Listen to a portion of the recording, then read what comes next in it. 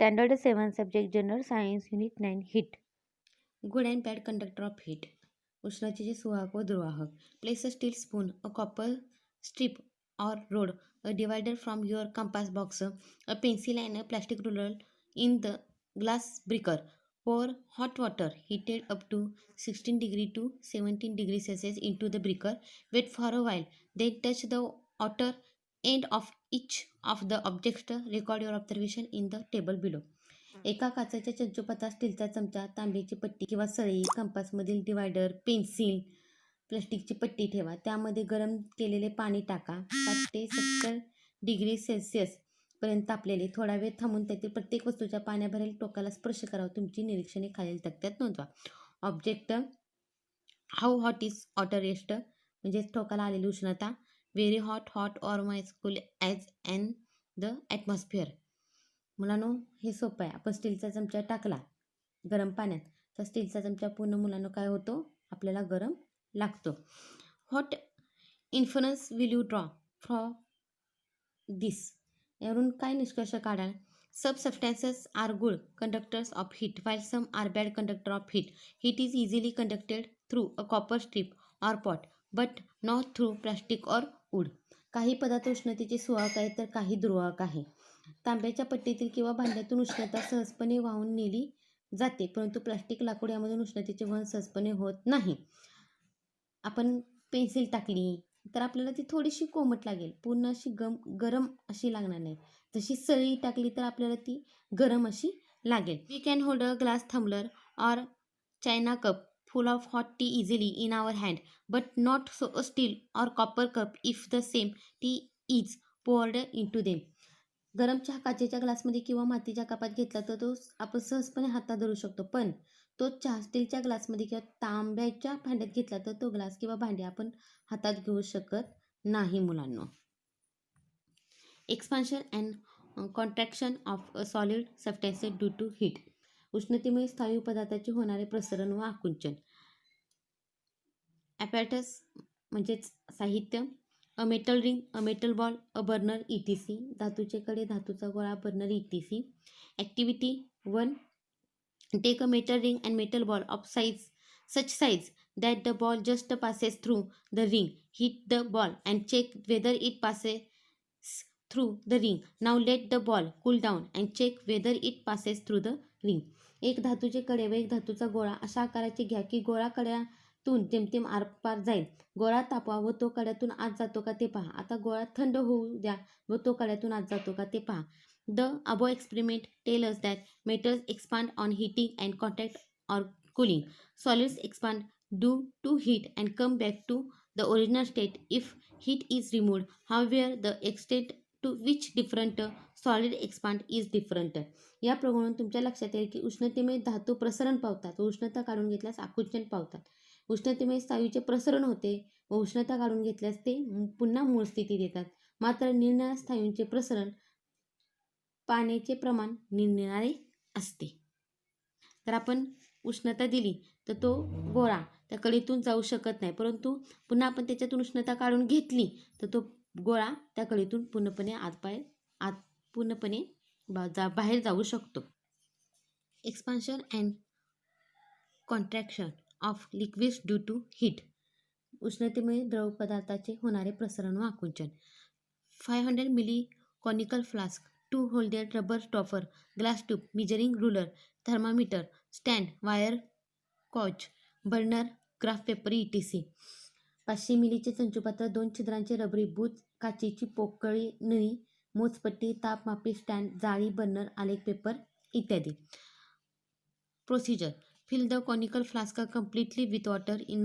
Insert the glass tube and the thermometer in the 2 holes of the stopper and fit it to the conical flask. Heat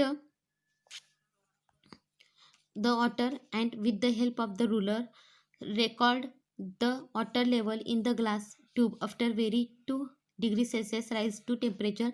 Take about 10 reading. Observe what happens when heating is stopped. Draw a graph to show the change in water level as the temperature rises. शंकुपात्र पाण्याने पूर्ण भरा. काचेची पाण्याने पूर्ण भरा. काचेची नळी व तापमापी रबरी भुजामध्ये बसून चंचुपात्राला बसवा. काचेची नळी आणि तापमापी. मोजपट्टीच्या पाण्याला उष्णता देणे सुरू करा. इथून उष्णता द्यायला सुरुवात करायची. मोजपट्टीच्या आधारे काचेच्या नळीमधील पाण्याची पातळी तापमानाच्या प्रत्येकी 2 डिग्री सेल्सिअस वाढीनंतर नोंदवा. अशी 2 सेल्सिअस वाढीनंतर नोंदवायची आहे. साधारणपणे 10 वाचने घ्या. तापमान वाढत असताना पाण्याच्या पातळीत होणारा बदल दर्शवणारा आलेख काढा. उष्णता देणे थांबल्यावर काय होते ते पहा. बघा, when a liquid is heated the distances between its particles increase and its volume too increases. This is called the expansion of liquid. When its temperature falls the liquid contracts.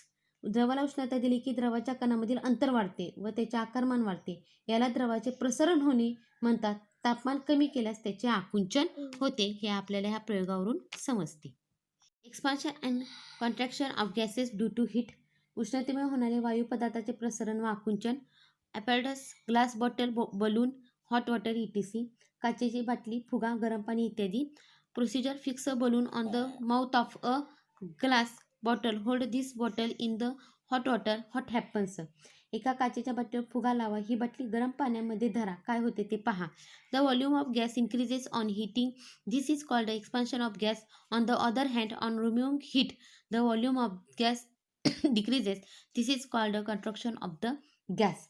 उष्णता दिल्यामुळे वायूचे आकारमान वाढते. याला वायूचे प्रसरण म्हणतात. तर उष्णता काढून घेतल्यास वायूचे आकारमान कमी होते. याला वायूचे आकुंचन असे म्हणतात. पुढचं आहे थर्मास फ्लास्क म्हणजेच ड्युअर flask. You might have seen a thermos flask used for keeping tea, coffee, milk, etc. Hot or sharbat, cold for a long time. What is its structure and how does it function? चहा, coffee, दूध यासारखे पदार्थ दीर्घकाळ गरम राहण्यासाठी किंवा सरबतासारखे पदार्थ थंड राहण्यासाठी वापरला जाणारा थर्मास तुम्ही पाहिला असेल. त्यांची रचना व कार्य कसे असते. This is a double walled flask. हा दुहेरी भिंत असलेला फ्लास्क असतो. Its consist of 2 glass tubes, one inside the other with the gap between them sealed. यात एकात एक बसवलेल्या काचेच्या सीलबंद केलेल्या नळ्या असतात. The surfaces of both the rubber tubes are made shiny by a silver coating. दोन्ही नळ्यांचे पृष्ठभाग चांदीचा मुलामा देऊन चकचकीत केलेले असतात.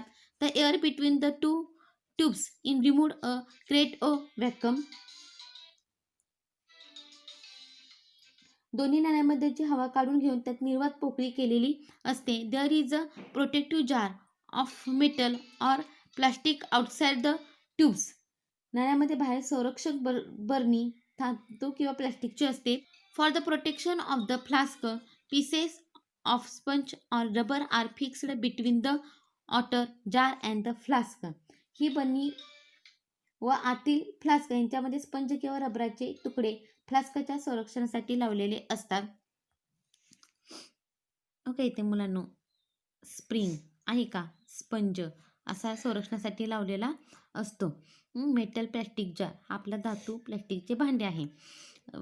व्हॅक्यूम म्हणजेच हा बघा पांढरा पट्टा दिसतो ना, तो निर्वात पोकळी असते. Silver surface of the glass, चांदीचा मुलामा दिलेला काचेचा पृष्ठभाग, हा आणि हा असा 2.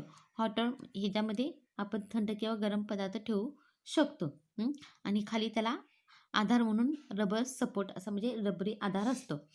Function of thermos flask. Thermos फ्लास्कचे कार्य. When a hot substances is placed in a thermos flask, the heat going out gets reflected due to the shining surface of the inner tube. जेव्हा एखादा उष्ण पदार्थ फ्लास्कमध्ये ठेवला जातो तेव्हा त्या आतील नळीच्या चकचकीतपणामुळे बाहेर जाणारी उष्णता पुन्हा आत परावर्तित होते, म्हणजे तिचे प्रारण होत नाही. Hence heat is not radiated. बरोबर. Neither conduction nor convection of the heat occur because of vacuum. म्हणजेच निर्वात पोकळीमुळे उष्णतेचे वहन होऊ शकत नाही व अभिसरणही होऊ शकत नाही. As a result he is not transferred due to the ऑटरगुलर reason and is retained inside for a long time. त्यामुळे उष्णता बाहेरील थंड भागाकडे संक्रमित होत नाही आणि आतल्या दीर्घकाळ राहते. Still a little heat is lost from around the lid and by a small amount of conduction through the glass. तर ही थोडी उष्णता वरील झाकणाच्या बाजूकडून व काचेतून होणाऱ्या अल्पवहनामुळे बाहेर येतच असते. Therefore the hot substances does not remain as hot after 2 or 3 hours. त्यामुळे 2 किंवा 3 तासानंतर आतील उष्ण पदार्थ तेवढा उष्ण राहत नाही.